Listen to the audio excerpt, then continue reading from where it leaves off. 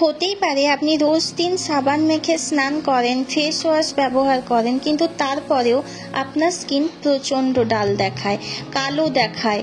এত সব কিছু করেও কোনো উপকার হয় না। তার একমাত্র কারণ হলো রোজকার ধুলো, ময়লা, পলিউশন স্কিন থেকে বেরোতেই চায় না। আজকের রেমেডিতে আমি এমন কিছু জিনিস ব্যবহার করছি যা আপনাদের স্কিনে আটকে থাকা ওই সমস্ত ধুলো ময়লাকে টেনে বের করে আনবে। তাই চলুন বেশি কথা না বাড়িয়ে দেখা যাক আজকের ভিডিও। আর হ্যাঁ, এই রেমেডি কিন্তু শুধু স্কিনে নয়, আপনি আপনার পুরো শরীরে ব্যবহার করতে পারেন। মানে এটা আপনি এক প্রকার বডি উপটানও বলতে পারেন। তাহলে চলুন দেখে নিই কী সেই ম্যাজিক্যাল ইনগ্রিডিয়েন্টস যেগুলো ব্যবহার করলে আমাদের স্কিন একদম ম্যাজিকের মতো ঝকঝকে, ফর্সা, চকচকে হবে। আর তার সঙ্গে নেব অরেঞ্জ পিল পাউডার, মানে কমলা লেবুর খোসার যে গুঁড়ো। এটাকে আমি ফ্লিপকার্ট থেকে নিয়েছি। তোমাদের কাছে যদি অ্যাভেলেবেল না থাকে তাহলে তোমরা এর জায়গায় বেসনও ব্যবহার করতে পারো। এর সঙ্গে নেব কস্তুরি হলদি, মানে ওয়াইল্ড টারমারিক। তোমাদের কাছে যদি না থাকে তাহলে তোমরা কাঁচা হলুদও নিতে পারো। এর সঙ্গে আমি নিয়েছি মুসুরির ডাল। মুসুরির ডাল না বহু বছর ধরে মা দিদিমারা নিজেদের স্কিনের জন্য ব্যবহার করছে। এটা আমাদের স্কিনকে যেমন ফর্সা করে তেমনি স্কিনে কোনো রকম জেদি দাগ ছোপ থাকলে সেগুলোকেও তুলে দেয়। এর সঙ্গে আমি নিয়েছি চাল। চাল তো তোমরা সবাই জানো যে স্কিন হোয়াইটনিংয়ের জন্য কতটা ব্যবহার করা হয়। চালকে হচ্ছে স্কিনকে ফর্সা, ধপধপে করতে এবং স্কিনের ডালনেস দূর করতে কিন্তু চালের ব্যবহার করা হয়। এই দুটো জিনিসকেই আমি মিক্সির মধ্যে নিয়ে এটা হচ্ছে এক্সট্রা খানিকটা জল, এটা জল নয়, এটা মুসুরির ডাল আর চালের গুঁড়োর যে জলটা, যে রসটা এক্সট্রাক্ট হয়েছে, ওটাই ওর সঙ্গে আমি মিশিয়ে দিলাম। এবার তোমরা দেখতেই পাচ্ছ পেস্টটা কেমন হয়েছে। এর সঙ্গে আমি অ্যাড করেছি 2 চামচ হলুদের গুঁড়ো। তোমাদের কাছে যদি এই কস্তুরি হলদি পাউডারটা না থেকে থাকে তাহলে তোমরা এই জায়গায় কাঁচা হলুদ ব্যবহার করতে পারো, কিন্তু রান্নার হলুদ ব্যবহার করো না, কারণ রান্নার হলুদে বিভিন্ন রকমের কেমিক্যালস থাকে আর তাতে স্কিনের কোনো উপকার হয় না, বরং স্কিনের ক্ষতি হয়। তাই তোমরা রান্নার হলুদটা ব্যবহার করো না, পারলে কাঁচা হলুদ ব্যবহার করো। আর না হলে এরকম ওয়াইল্ড টারমারিক, যাকে বলা হয় কস্তুরি হলদি, এটা খুব সহজেই কিনতে পাওয়া যায়।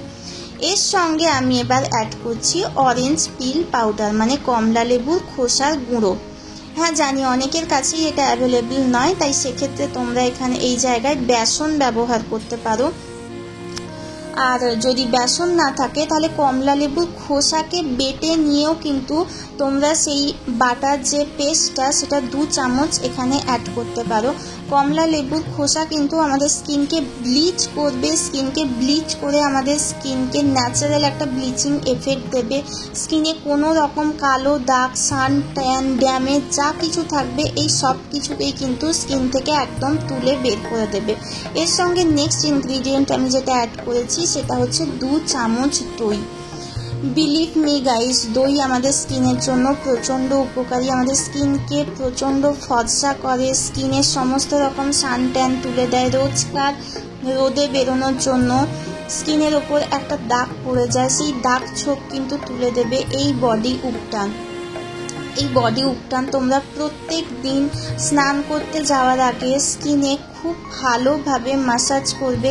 একবার ব্যবহারেই তোমরা ফল পাবে। আর তোমরা যদি একে রেগুলার বেসিসে ব্যবহার করো, মানে সাবানের রিপ্লেসমেন্ট হিসেবে যদি এই বডি উপটানটা তোমরা ব্যবহার করো, তাহলে তো আর কিছু বলারই নেই। তোমরা সাবান না ব্যবহার করে এই উপটানটা অবশ্যই ব্যবহার করতে পারো।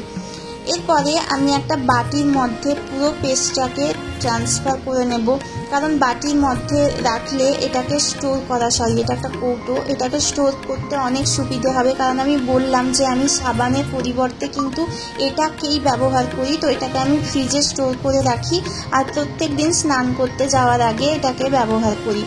তো স্নান করতে যাওয়ার আগে আমি আমার ফেসটাকে শাওয়ারের জলে খুব ভালো করে ধুয়ে নিচ্ছি, কারণ এটা ভেজা স্কিনে লাগালে কিন্তু এটা বেস্ট রেজাল্ট পাওয়া যাবে। তো স্কিনটাকে খুব ভালো করে ধুয়ে নিয়ে তারপরে কৌটোটাকে আমি বাথরুমে নিয়ে যাই এবং কৌটো থেকে পেস্টটা বের করে আমি আমার ফেসে, বিশেষ করে আমি ফেসে লাগাই। শুধুমাত্র ফেসে নয়, ফেস, গলা, বডি, যে সমস্ত জায়গায় আমার ট্যানিংয়ের প্রবলেম থাকে, আমার স্কিনে প্রচণ্ড সান ড্যামেজ হয়। মানে আমি যখন সূর্যের আলোতে বেরোই তখন আমার স্কিন একদম টুকটুকে লাল হয়ে যায়, আর সেই লাল ভাবটাই আবার যখন পাখার তলায় বসি তখন ওই লাল ভাবটা কেটে গিয়ে ওই স্কিনটা কালো হয়ে যায়। তো এই জিনিসটার থেকে বাঁচার জন্যই আমি কিন্তু সাবানের পরিবর্তে এই বডি উপটানটা ব্যবহার করি। সাবান কিন্তু স্কিনকে আরও বেশি কালো করে দেয়, তাই তোমরা যদি নিজেদের ডেলি শিডিউলে একটুখানি সময় নিয়ে 1 সপ্তাহের জন্য খানিকটা তৈরি করে ফ্রিজে রেখে দাও, আর প্রত্যেক দিন ওইটাই ফ্রিজ থেকে বের করে করে নিজেদের স্কিনে ব্যবহার করো, বিশ্বাস করো 1 সপ্তাহের মধ্যেই বুঝতে পারবে যে এটা কতটা ভালো। কেন 1 সপ্তাহ, 1 দিন ব্যবহার করেই বুঝতে পারবে যে তোমাদের স্কিন কতটা লাইটনিং অ্যান্ড ব্রাইটনিং হয়েছে। তো আজকের ভিডিওতে আমি সবটাই তোমাদেরকে লাইভ দেখাচ্ছি। এটা স্কিনে লাগিয়ে প্রথমে সার্কুলার মোশনে খুব ভালো করে ম্যাসাজ করবে। এই ম্যাসাজ করার প্রক্রিয়ার দ্বারাই কিন্তু তোমাদের স্কিন থেকে সমস্ত রকম ডেড স্কিন সেলস যেগুলো আছে, যেগুলো স্ক্রাবিংয়ের দ্বারাও ভালোভাবে বেরোয় না, মানে নাকের চারপাশের এরিয়া, মুখের টি জোন, এই জায়গাগুলো যেগুলোতে ব্ল্যাক হেডস, হোয়াইট হেডসের প্রবলেম হয়, সেই সমস্ত প্রবলেমগুলো কিন্তু দূর হয়ে যাবে। এইভাবে সার্কুলার মোশনে গলায়, ঘাড়ে, যেখানে যেখানে ডার্ক সার্কেল আছে, পিগমেন্টেশন আছে, সেখানে সেখানেই কিন্তু তোমরা ঘষবে। আর এটা কিন্তু হাতের জন্য প্রচণ্ড ভালো, মানে আমাদের হাতের স্কিনটা কিন্তু সব থেকে বেশি সূর্যের আলোতে বেরোয় এবং সেখানেই সব থেকে বেশি ড্যামেজ হয়। বিশেষ করে কনুইয়ের জায়গায় যাদের ডার্ক এলবোর প্রবলেম আছে, মানে কনুইটা কালো হয়ে যায়, সেই প্রবলেমও কিন্তু এই বডি উপটানটা সলভ করে দেবে। জাস্ট এটা একবার ব্যবহার করে দেখো।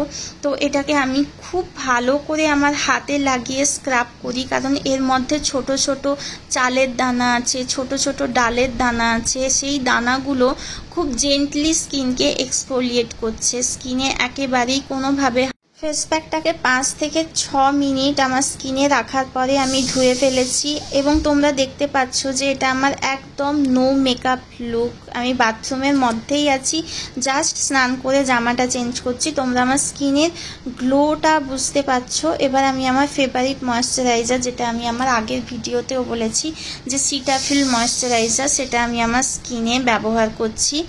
খুব জেন্টলি ম্যাসাজ করছি।